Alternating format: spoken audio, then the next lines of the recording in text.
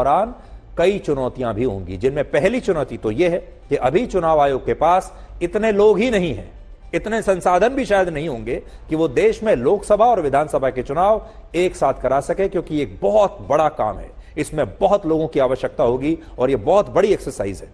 दूसरा, हमारे पास अभी इतनी ईवीएम मशीनें भी नहीं है, और अगर देश में एक साथ चुनाव कराने हैं तो इसके लिए चुनाव आयोग को 9,000 करोड़ रुपए खर्च करके नई ईवीएम मशीनें खरीदनी होंगी। और तीसरी चुनौती यह है कि इस कानून को लागू करने के लिए संविधान में कई संशोधन करने होंगे, और विपक्षी पार्टियों ने ऐलान किया है कि वो ऐसा होने नहीं देंगी। तो ये अभी एक लंबा रास्ता है। मोदी जी का मकसद क्या है? वन नेशन नो इलेक्शन,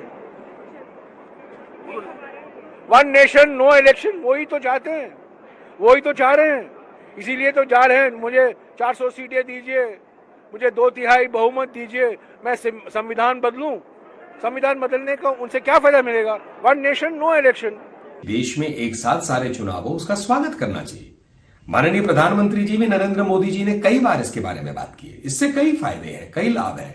पहली बात तो कि एक साथ जब चुनाव होते हैं, जैसे पहले होता था 1951 से 1967 तक, भाई चुनाव की प्रक्रिया खत्म हो जाती थी, 5 साल में एक बार होता था।